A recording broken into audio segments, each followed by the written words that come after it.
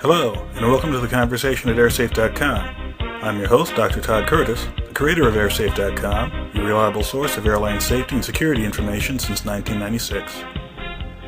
This is show number 39, Things You Should Not Bring on Board, Advice on What to Pack and How to Pack.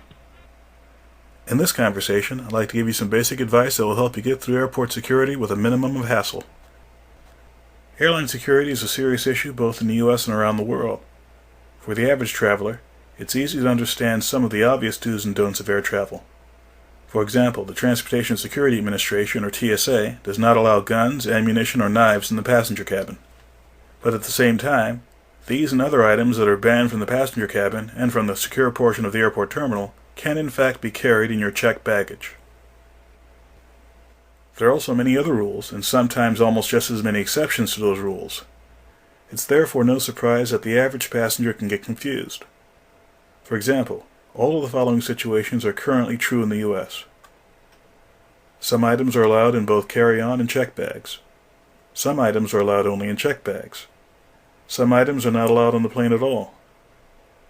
Some items are not allowed to go through the TSA screening areas, but can be purchased in the secure area of the terminal and taken on the plane.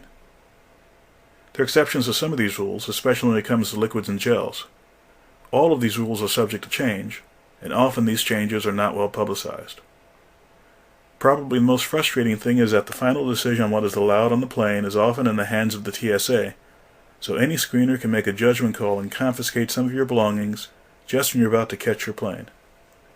This show won't cover all aspects of the TSA's rules, but it will give you enough information to allow you to avoid most potential problems. The security policies in the U.S. are often similar to policies elsewhere in the world, so even though this show is about U.S. rules, the information may be very useful to you wherever you fly.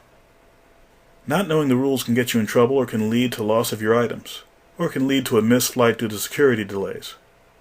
Knowing a few basics, and knowing where you can go for help, can make your airline security experience a lot less stressful. The best advice I can give you is to think before you pack. If you take the time to think about what you need for your trip, you can avoid many potential security problems. Keep in mind that liquids, aerosols, and gels have extra rules. You should also avoid packing items that are always banned from any part of the aircraft. When in doubt, take the time to figure out whether you are allowed to carry an item in checked bags or carry-on bags. Since 2006, liquids, gels, and aerosols have been a particular security concern. The rules are tightest at the screening gate, and are meant to limit the amount of liquids a passenger can have in carry-on baggage.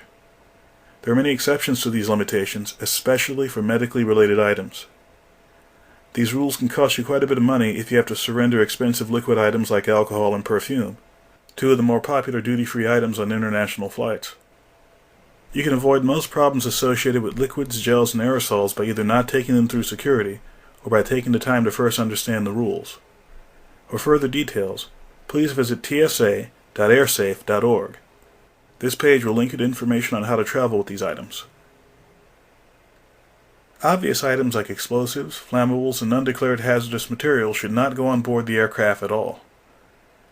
It should also be obvious that if it's illegal to possess an item, you shouldn't be carrying it on the airplane.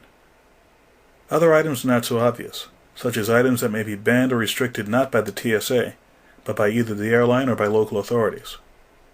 If you have any doubts, the best thing to do would be to consult additional resources like the airline, local law enforcement, or the TSA.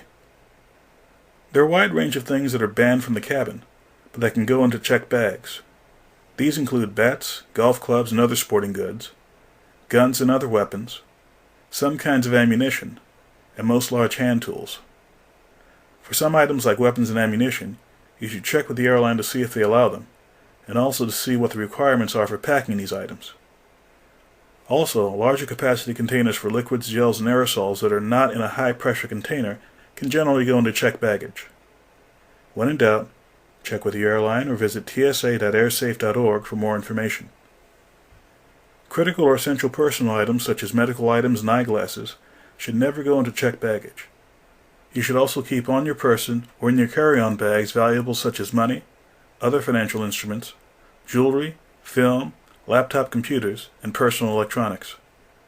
Valuable items like these should not be checked because the airline is not obligated to pay you anything if they are lost, stolen, delayed, or damaged. If you'll be away from home for a few days, you may want to keep at least a day's worth of clothing and personal items in your carry-ons to allow you to deal with delayed or stolen checked baggage. You may also consider avoiding security or baggage hassles by buying items at your destination. There are several advantages to packing light, meaning not taking anything you don't need and not having any checked bags. Checked bags and their contents are at a much higher risk of being lost or stolen. If the TSA inspects the contents of your carry-ons, at least you'll be nearby. But checked bags can be inspected without your knowledge. In the event of flight delays or cancellations, it'll be easier to rearrange your flights if you don't have to deal with checked bags. Another advantage of not having checked bags is that many airlines allow you to check in online, print your boarding pass ahead of time, and go straight to the gate. This should only give you an overview of the current security rules and suggestions for how to avoid problems. If you go to tsa.airsafe.org, you'll find many more resources, including extensive information on current TSA rules, advice on packing, advice on traveling with duty-free items such as alcohol and perfume, links to airline complaint resources, and links to other airline passenger resources. The address once again is tsa.airsafe.org. Thanks for listening, and I'll see you next time.